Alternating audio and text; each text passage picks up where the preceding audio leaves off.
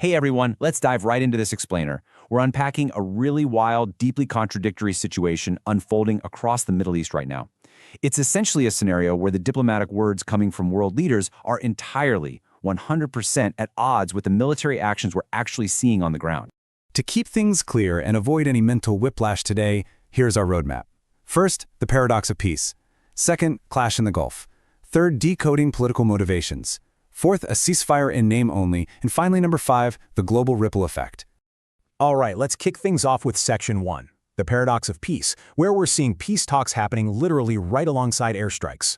So you can really see the disconnect here. On one hand, the rhetoric side, you've got these incredibly optimistic claims coming out of the Oval Office about impending deals, paired with a formally declared ceasefire in Lebanon. But then, you look at the reality on the ground. U.S. forces are physically disabling an Iranian tanker, and Israeli airstrikes are hitting right in the heart of Beirut.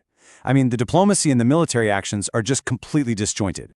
Actually, the former head of MI6 nailed it perfectly when he was talking to the BBC. He literally called this, quote, Alice in Wonderland stuff. And honestly, that's exactly what it feels like. We're looking at a geopolitical landscape where up is down, and words have just entirely detached from actions. Moving right along to Section 2, Clash in the Gulf. Let's look at escaping the blockade. The sheer speed of all this is just staggering. Take a look at this timeline. At hour 0, President Trump actually abandons his plans for military escorts for international tankers, saying they're making good progress in peace talks.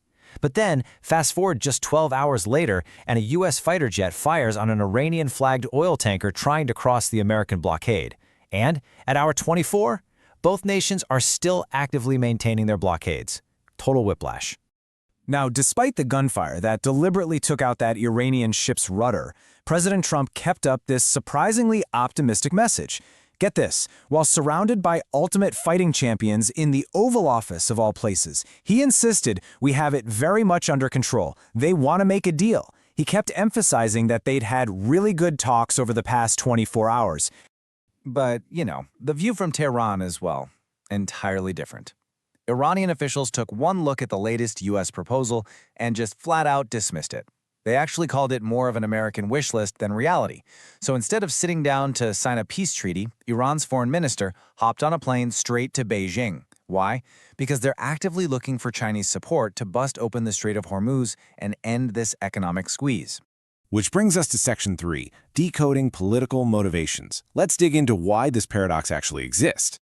So BBC international editor Jeremy Bowen makes a really crucial point here. Domestic politics are totally driving the international strategy right now.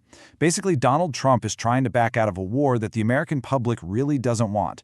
Voters are fed up with foreign wars, and they're definitely feeling the pinch of rising petrol prices. But here's the catch. He desperately needs an agreement that he can sell as a massive, definitive victory.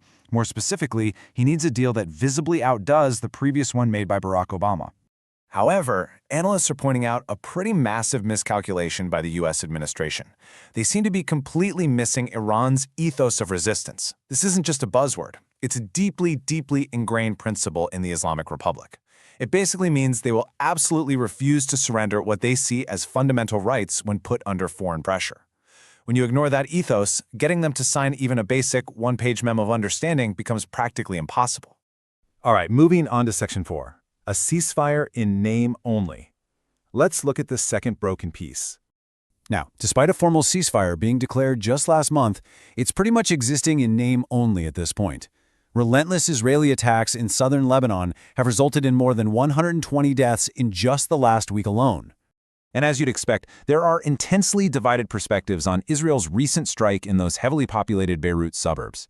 If you look at Israel's stance, they assert this was an entirely legal security measure. They say they were specifically targeting a Hezbollah commander to protect their citizens.